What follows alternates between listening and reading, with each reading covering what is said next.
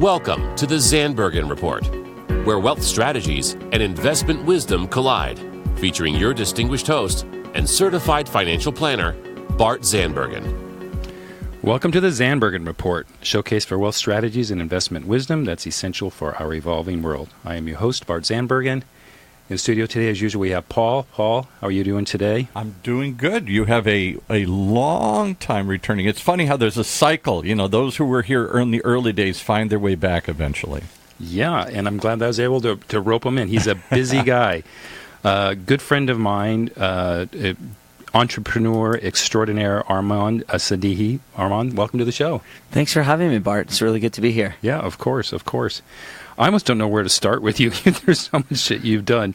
I'm going to have you talk a lot about your background, but just to give people kind of a heads up, I know you're a published author, keynote speaker. I call you a serial entrepreneur. You're author of the Business Bible, CEO of 6 companies, a business coach, motivational speaker, and of course you're a great dad and husband, workout fanatic like myself. So sometimes I don't even know how you do it. So let's give everyone kind of a heads up. I know that you got a real early start in your kind of your entrepreneur world. So let people know how you did that. Yeah, absolutely. Well, thank you so much for having me on the show. It's an honor to be here and spend time with you. And I think you know how I get it all done because I see you in the gym at like 4 o'clock in the morning. That's right. That's a part of it. So, you know, my background is kind of unique. I fell in love with business when I was a kid. 11, 12 years old, I started selling baseball cards and just loved the concept of creating a business. And so by the time I was about 15 or 16 years old, I decided to drop out of high school, and I went and started my own business. It was in the early 90s, so the tech boom was happening, and I happened to kind of be a tech geek, and so I did really well for myself for a few years. Moved out of my parents' house, got a nice apartment, drove a nice car, did all this stuff. And then at one point, decided that I still wanted that education. And so I gave it all up and went back to school and did some different things, studied neurobiology, got my degree from Berkeley, and then attended Harvard Medical School. But the business thing inside of me was always burning. And so I needed to get back to business as quickly as I could, and I did. Yeah. And now it's been about 20 years that I've been back in business and applying everything that I know from the sciences really to businesses in all different sectors. Yeah. So you run businesses, and I'd like you to tell a little about maybe at least a few of those businesses, and then I know you spend a considerable amount of time now coaching CEOs and business owners to be more effective and better entrepreneurs. So I want to make sure we talk about that. Sure, absolutely. Well, my biggest company that I've had for the longest time is actually based out of Orange County, California. Our corporate office is here, and then we have several facilities across the country. It's a recycling company. We recycle electronics, and I've been doing that for about 12 or 13 years. And I say I've been doing it really for the last 3 years. I've almost completely exited the business. So while I still own most of the business, I'm not running it day to day. And I've started multiple other companies, and most of them have nothing to do with each other. Yeah, they're very different. So, I own a digital marketing company. I have something to do with data security. And then I have a web development and an app development business. We have a photography and videography studio in Orange County, and I've been in the restaurant business. I'm not in it now, but having restaurant chains and all sorts of different things, and a business in the medical sector. But for me, it's that love of business. And at one point, you called me a serial entrepreneur.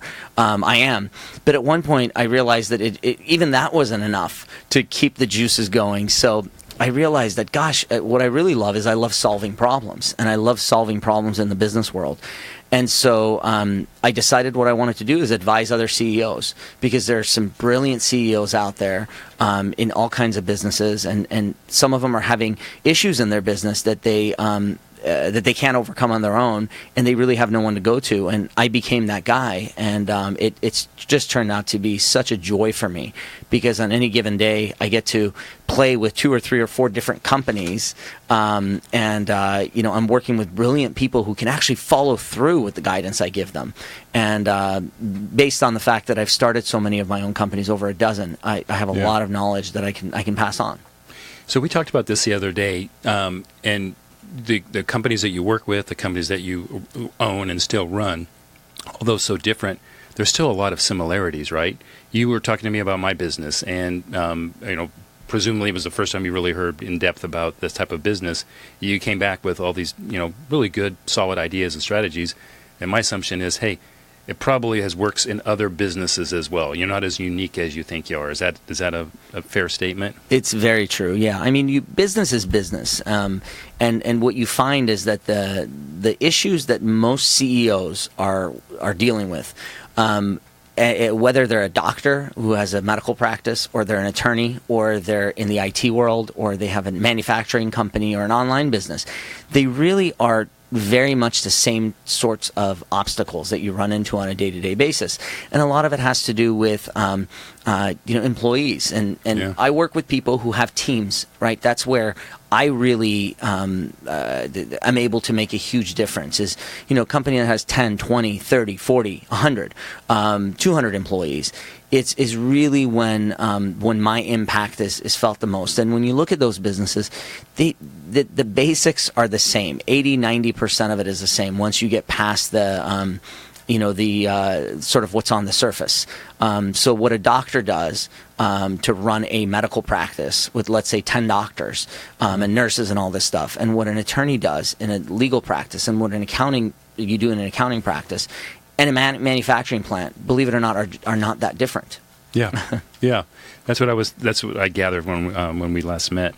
What are some common challenges, including companies that have employees? That's probably one of the biggest challenges. But what are some of the biggest challenges you see that your CEOs are facing?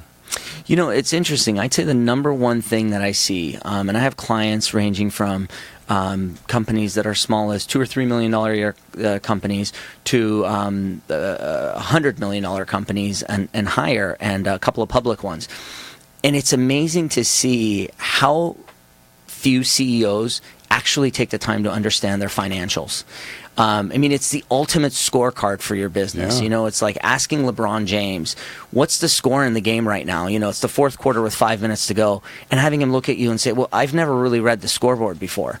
Or is that the number of points or rebounds? Or is that it? Which side of the thing? Which side of the screen is our thing on? Or where's the 24-second clock violation? I thought it was 27 seconds, right? And I see people. I'm like, you're running a $20 million, $50 million, $100 million a year company, and to me that's always a surprise. But then it's not, because at one point, my recycling company, I had 150 employees, and I didn't know how to really read my financials. Now, supposedly, I kind of did, right? But I wasn't able to look at my financials and get real guidance on what I should be doing in my business as a CEO. And that's what's important, right? It's being able to look at it and seeing it like a treasure map and saying, okay, if this is a treasure map, where do I need to go dig to find the treasure? Right, and that's what your financials should be, and they should give you that vision. It's kind of like the rear view camera you might have on your car, right? When you put it into reverse, it shows you what's behind your car. And the point is, you need to trust that video. Now, if someone comes and says, "Oh, well, sorry, that video is from 8 minutes ago," well, that doesn't work, right? So it's the equivalent of some of these companies I see. I'll talk to the CEO on the 20th of the month, and I say, "So how'd you do last month?" And they start telling me, and I'm like, "No, I want the real numbers." And they're like, "Oh, well, the financials aren't done yet." I'm like, so your accounting people failed at doing the one thing that they're supposed to do, which is to give you accurate financials, in my world, by the 10th of the month, at the latest by the 15th. So I'd say that's the one thing that sort of surprises me the most. Yeah, interesting. Other than on-the-job training, where else did you get your training? You went to school, you went to Harvard, and I think most of that was medical, though, right? Yes. Yeah. So other than your own on-the-job, any authors that you like, or mentors, or how'd you do that? Yeah, I'm a serial student as well as being a serial entrepreneur. So, I read nonstop. I listen to audiobooks and podcasts nonstop. I call my car Mobile University, which I picked up many years ago from Jim Rohn. And so when I'm driving around, there's no music in my car. I'm not goofing off. I'm listening to audiobooks. I love taking courses, so anytime I have a chance to take a seminar. So I'd say, I've learned business from some of the greatest business minds. And the other thing that I do is I follow the stock market very closely. It's really the only kind of news I like to watch. So I'm not one for watching the different, CNN, Fox, stuff like that. Instead, I'm focused on companies and how their stock performs and what they're doing as the stock does what it does, right? So these days I'm a huge fan of Tesla, and I'm watching Tesla very closely and seeing, what is Elon Musk doing right and wrong, and how is that playing into the stock price? I think you can actually learn a lot of business lessons from that. And whether you run a bakery with 8 employees or Tesla, the rules, believe it or not, are the same. And so I watch a lot of that, and that's part of where I get my lessons. But most of it, honestly, has been from making a lot of really bad mistakes, on my own, and failing multiple times, and learning along the way, and having my businesses multiple times get to the point where I was 48 hours away from having chains put on my doors and having to close up the business, and somehow we pulled it out. And each time I learned a different lesson, and I think those are the lessons, honestly, that for me have been more valuable than all the classrooms that I've been into and all of that. Yeah, it usually is. Can we elaborate on that? Can we? I mean, we don't have to hear every one of them. But can you pick a mistake that the listeners would get a great lesson from? Yeah, at one point, I think one of my big mistakes was I started to. My recycling company was growing very quickly, and I was at about 20 employees, and we were just chugging along, and there was more money coming in than you could imagine, and opportunities everywhere, and I was working my butt off. I had a great team of people. Everything was just on track, and so, everything we touched would turn into gold. So I wanted to hire and I wanted to grow, right? And you hear the term grow, gone, and people sometimes think they know what that means, but I can tell you exactly what happens is, at about 20 employees, the way it worked is it was me, and just about everyone in the company was either hired by me or highly influenced by me in the early days, right? And I had about 5 people who reported to me, and those 5 people managed the entire company. And then we were hiring very quickly, and in a period of about 6 to 8 months, we hired another 15 people, right? And to someone who doesn't know, they would think, well, what's the big deal? The big deal is at some point around 25 to 30 employees in most companies, you hit a mark where you go from 1 layer of management to 2 layers of management, right? And suddenly, all the rules change. I mean, every rule that you've known as a business owner suddenly changes. And the things that used to work really well suddenly don't work very well. Because the thing is you used to be able to talk to someone who controlled someone else, right? It was 1 layer management. Now, you have to train these managers who then have to manage these supervisors to then train their individual employees. Yeah. And it is one of the biggest leaps that businesses take. And I have to tell you that probably 30% of the companies I've come into to do a turnaround where they're in big trouble. A lot of times people call me because they're doing so well, they just want to do better. But these days, a lot of times when I get that call and they're struggling, it's because they're right around that mark, somewhere between 20 to 40 employees, and that second layer of management has been injected in there. And they don't understand what's wrong. And what's wrong is, well, you're not interviewing every employee anymore. You're not actually guiding them on their first day of the work. And you're going through two layers of management. And so, my company, but normally you don't catch on until you get to 50 employees. So for me, I blew past 20, 25, 30, got to 50, 60 employees. And suddenly the payroll was so high we couldn't, we were barely making payroll. Everything was falling apart. I lost some of my best employees, the people who were the people I had brought in and trained. And it just, everything changed. And the problem is, once you're at 50 or 60 employees, it's not like you can say, okay, time out, guys. Let's go back to 20 and let me do this correctly. Yeah. So that's a big one. And people who are listening, they're gonna, if we leave it there, they're gonna say, well, Armand, what's the answer? Yeah. And so the answer is that you have to take a step before, and it's not the number of employees, it's 1 tier of management to 2 tiers of management is the big distinction. what you have to do is you have to stop and you have to create systems. You have to create structure. And you have to start running the business by the numbers as opposed to by the feel of it, right? So key performance indicators, having amazing key performance indicators for every department, having structured procedures, policies, systems, documents, anything that keeps the structure in place. It has to be put in before you take that next step. And those who kind of blow past that step, unfortunately, find themselves on the other side of it. And it's really hard at that point to try to manage the tornado you're in while you're building all these systems. So I'm glad you said that, because I wrote down the word delegate, and I mean, we learned that in with growth, right? You should be able to have the ability to delegate. And so without those procedures and steps, you can delegate all you want, but it's not going to be effective. I think, is that what you're saying? Absolutely, yeah. And what people do is they sort of forget that delegation it's not about delegating and then forgetting about it, right? Delegation is an art that you have to master, and you have to know who can you delegate to in what way. So it's a whole nother topic that I talk about, and actually I do a seminar on it from time to time, delegation, because a lot of people make the mistake of either delegating and then not really delegating because they're micromanaging every piece, yeah, sure. right? And then other people delegate and forget about it.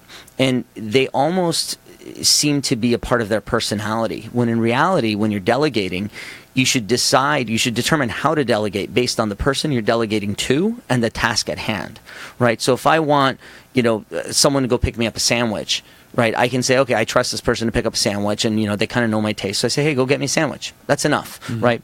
But then if I'm going to have that same person do something that's highly complex, that's not typically part of what they do, what I want to do is I want to say, hey, here's the goal I want. Let's say it's still a sandwich. Go look up a few restaurants and come back to me with some ideas of where we might get sandwiches. And then they come back and I say, yeah, I kind of like this one. What do you think? And then you say, well, go back now, go get their menu, pick a couple of items on the menu that you think we would enjoy and bring it back, right? And then they come back, and then step by step you go back and forth with them, and you play that little tennis match or whatever, yeah, until you get the results. And as they learn that particular type of task more, and as you learn to trust them more, you give them more leeway, as opposed to it being a part of your personality of, oh, well, I like to micromanage everything. Well, you shouldn't micromanage everything. Or, oh, well, I just like to delegate to someone and move on to the next thing. Well, that doesn't always work either. And so delegation is definitely a huge part of it, but also it's delegating within structure, so that there's structure in place. So if someone starts to veer off the path, there are walls in place, that kind of bring them back. Okay. Yeah. So I think it was a great example of the mistake or a failure that you've recovered from, either in any of your own businesses and or in any of your people that you're coaching. What's a great a victory that you've seen?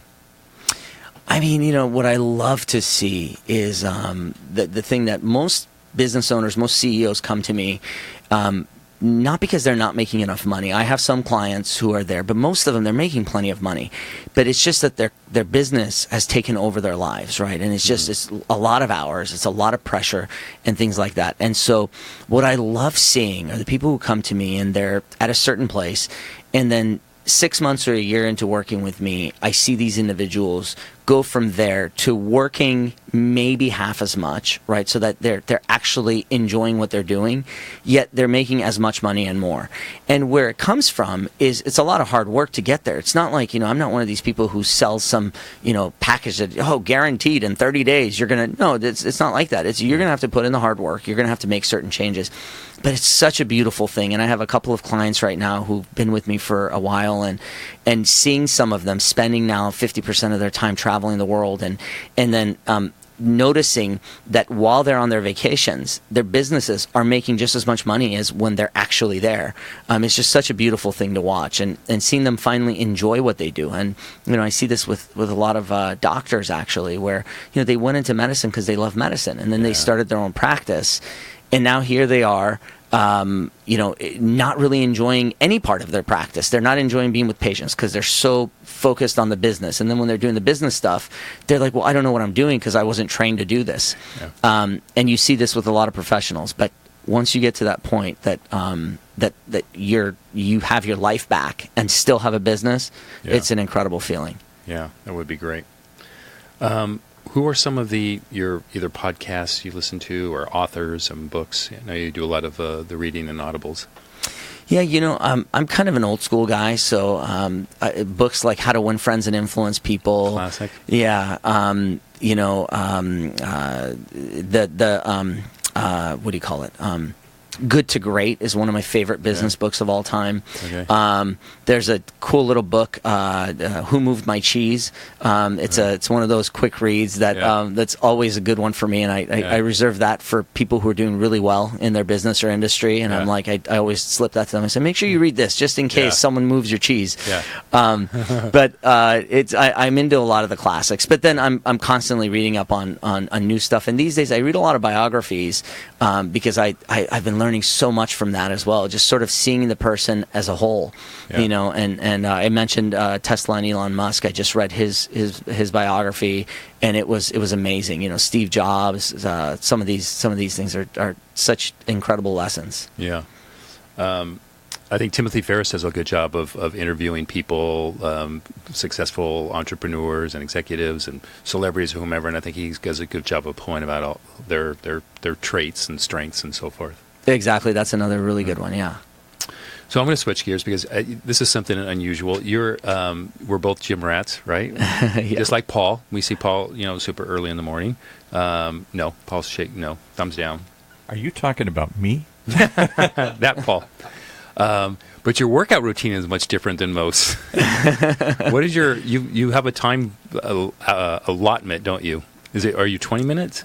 I do. It's 25 minutes. 25. So you're in, out, you get your whole routine done 25 minutes a day, right?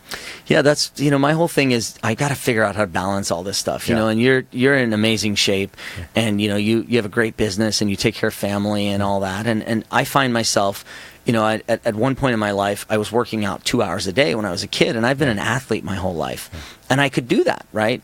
But it wasn't sustainable. I would do it for a while and then stop. And at one point, I was married, I had kids, I had my own businesses, plural, and I had all this stuff going on, and I still wanted to have a six-pack, right? I was like, well, I still want to be in great shape. Yeah. And so what I did is I came up with this concept. I work out for 25 minutes a day, but I never skip a day. Tired, sleepy, hungover, I don't care. On vacation, I still get in my 25 minutes. Yeah. And it's just 25 minutes of really intense. You've seen me. I don't do cardio. It's mostly strength training. I don't go in there and lift heavy weights that I can't lift. I'm not one of those guys, but I go in 25 solid minutes with as few breaks as I possibly can take. And my goal is to break a sweat doing weights in 25 minutes, which isn't always easy to do, but I do these supersets and I go from one thing to the next. Yeah, I've seen you. And, if I'm busy one day and I don't have time, sometimes I'll do a 15-minute workout, but I still won't skip the gym. And I think that's the key that has worked really well for me. So I'm able to keep in good shape while being incredibly busy. Yeah. Do you use any of that workout theory in your business life, from either timing and or I don't know, strategy? Absolutely. I mean, to me, it's the morning hours are my time, right? Yeah. So if I wake up at 4 o'clock in the morning and I can get my workout done, get into the office, and knock out some of the important but not yet urgent tasks, right? That's the key to time management for me. It's all about, what do you do today that's important, that's not yet urgent, right? So today I had to, I had an appointment with you to come and be on your show. Yeah. Well, at this time, I had to be here, right? So this was urgent. I couldn't not be here. But the question, and I ended up being here, right? But the question on time, by the way. On time, yeah, a little bit early, like I was supposed to be. But the question is, how many things will I get done today that I don't actually have to show up at? And I think that the difference between the most successful people I've met in business and those who struggle constantly is, on a daily basis, how many important things can you knock out that are not yet urgent? Or are you just an amazing firefighter?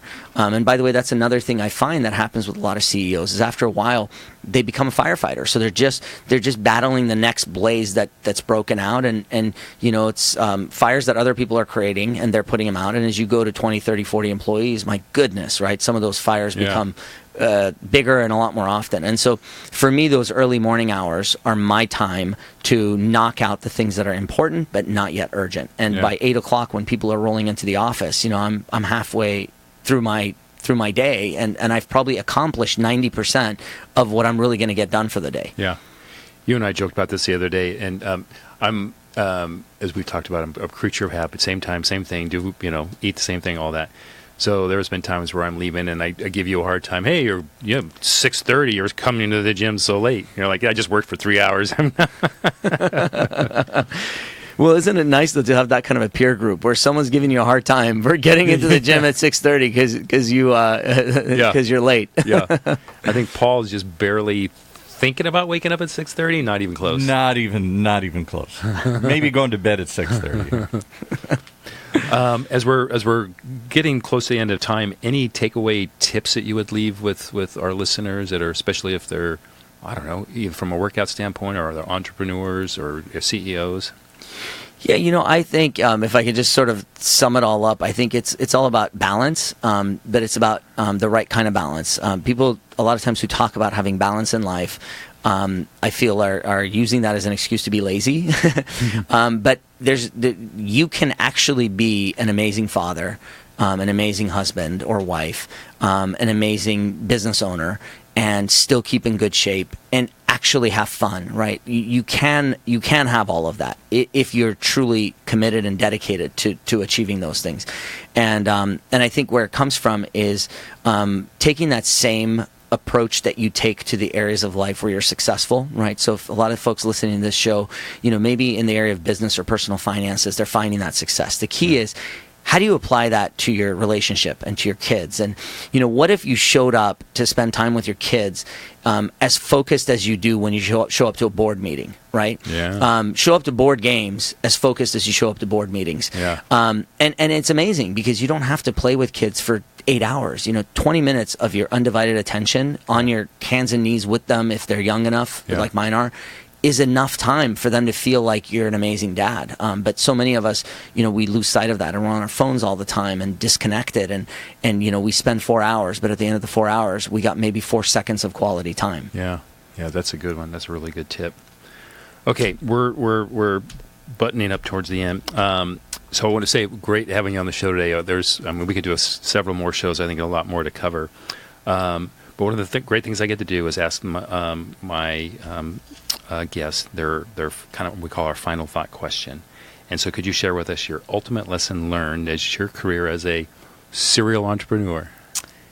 I'd say it's get obsessed with the numbers behind the most important things in your business or in life. And becoming obsessed with those numbers in business is key performance indicators and understanding them inside and out and really truly becoming obsessed with them to the point that you think about them every day, every week, every month. And you get everything down to those numbers because when you're there, things start to become a lot easier. And even in health and fitness, I weigh myself every day. I take my body fat percentage once a month because it keeps me on track. And every once in a while, the number doesn't look as good as I want, and I have a reason to make a shift. But getting obsessed with those numbers, I think, is critical. Yeah, that's great. How can people reach you? Well, I post a lot of stuff on my Instagram. That's a really good way. It's Armani OC. Is my Instagram name, or going to my website titaniumsuccess.com. And I love meeting entrepreneurs, business owners, people who are who love business. So reach out to me. You can find my information on social media or online. And if you have questions, I'm always happy to answer them. And I love getting to know people. That's awesome. Hey, Armand, what's your guilty pleasure? My goodness, ice cream. I love it. Ice cream. Yeah, chocolate chip ice cream. There you go. All right, thanks again for coming on. It was a great show. Thanks everyone who tuned in. I look forward to seeing you in studio or having you in studio next week. Cheers. Tune in next week for the latest edition of the Zandbergen Report, Tuesdays at 2 p.m. Catch up on our recent shows by visiting bartzandbergen.podbean.com. The Zandbergen Report is also available on iTunes, iHeartRadio, and Spotify. Interested in being a featured guest on our show or have a question you'd like to hear us answer? Email podcast@bartzandbergen.com. Bart A. Zandbergen, CFP, and Letitia Burbaum, AIF, are registered investment advisors with Optivest Inc. and registered representatives with Gramercy Securities Inc., member FINRA and SIPC. Investment advisory services are offered by Optivest Inc. under SEC registration.